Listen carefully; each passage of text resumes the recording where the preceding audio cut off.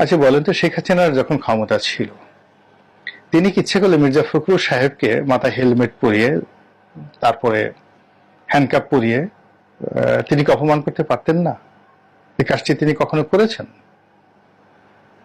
তিনি কি ডক্টর ইউনূসকে আদালতে নিয়েছেন, হয়রানি করেছেন? খুবই মানে আমরা আমাদের দৃষ্টিতে দৃষ্টিকটু বিষয়।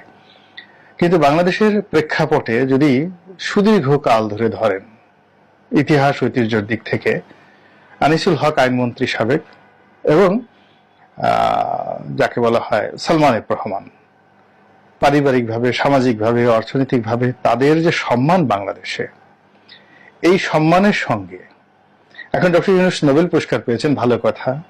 তারপরে মার্কিন যুক্তরাষ্ট্রের প্রেসিডেন্ট তাকে সম্মান করে, ভালো কথা। কিন্তু বাংলাদেশের প্রেক্ষাপটে যদি বলা হয় ডক্টর ইউনূস সাহেবের আব্বার নাম কি, আপনারা কয়জন বলতে পারবেন বলেন তো?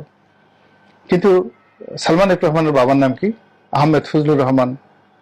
পাকিস্তানের একেবারে শুরুর দিকে সেন্ট্রাল গভর্নমেন্টের তিনি কেন্দ্রীয় মন্ত্রী ছিলেন। আনিসুল হকের বাবার নাম কি?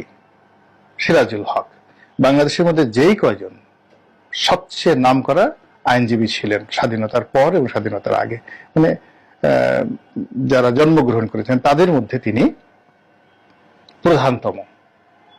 এমনকি ডক্টর কামাল সাহেবের চাইতেও এরা অনেক সিনিয়র ক্রিমিনাল লতে। ব্যারিস্টার ইশতিয়াক সাহেবদের চাইতেও এরা সিনিয়র। আনিসুল হকের বাবা। তো সেকেন্ড জেনারেশনে এসে তারা অন্যায় করেছেন, পাপ করেছেন, গুনাহ করেছেন, আমরা তাদেরকে শাস্তি দেব, এমনকি ফাঁসি দেব, এমনকি ফায়ারিং স্কোয়াডে তাকে ফেলে মেরে ফেলব, কিন্তু বিচারের মাধ্যমে। কিন্তু যে দৃশ্য আমরা কোর্ট এবং কাছারিতে এই গত কয়েকদিনে আমরা দেখতে পেলাম, এই দৃশ্য কি আপনি এরশাদ জামানাতে দেখেছেন? জিয়াউর রহমানের জামানাতে দেখেছেন? বঙ্গবন্ধুর জামানাতে দেখেছেন? তিনি তো মোনায়েম খায়ের মানে খানে সবুরকে গ্রেপ্তার করেছিলেন, শাহজিজুর রহমানকে গ্রেপ্তার করেছিলেন, আরো অনেককে। তারপরে খালেদা জিয়া, বেগম খালেদা জিয়ার জামানাতে দেখেছিলেন, হাসিনার জামানাতে দেখেছিলেন, শেখ হাসিনার জামানাতে। তাহলে এই যে জমানাটা আসলো, এই জমানাতে যা কিছু হচ্ছে, সবসময় ভাবে দেখুন, যা কিছু মন্দ কাজ এটা 100 গুণ মন্দ হয়ে ফিরে আসে। অতীতে বিএনপি সরকার যা করেছে তার চেয়ে খারাপ কাজ করেছে 111-এর সরকার। 111-এর সরকার যে কাজ করেছে তার চেয়ে খারাপ কাজ করেছে শেখ হাসিনার সরকার।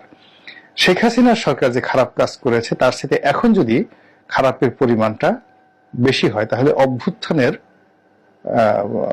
শুভ ফল কি, পরিণতি কি, ভবিষ্যৎ কি? এবং পৃথিবীর সব অভ্যুত্থান যে সফল হয়, সব বিপ্লব যে সফল হয়, তাও কিন্তু নয়।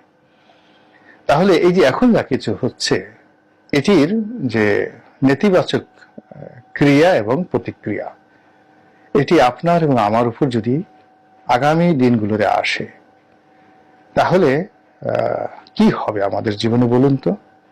কেউ কি কখনোই কোনো স্পর্শকাতর পদ পদবিতে বসতে সাহস পাবেন? এখন যিনি আইজি সাহেব আছেন, এখন যিনি র্যাবের ডিজি আছেন, এখন যিনি সেনাপ্রধান আছেন, এখন যিনি প্রধান বিচারপতি আছেন, তো আগামী দিনগুলোতে তাদের মনে এই দৃশ্য দেখে কি ধরনের চিন্তা আসবে, কি ধরনের আতঙ্ক আসবে? অনেকে অনেক কথা বলতে পারছেন না, অনেকে এই অবস্থার কারণে ঠিক দায়িত্ব এবং কর্তব্য পালন করছেন না। কিন্তু আমরা যারা সাধারণ জনগণ, আমরা যদি আওয়াজ না তুলি,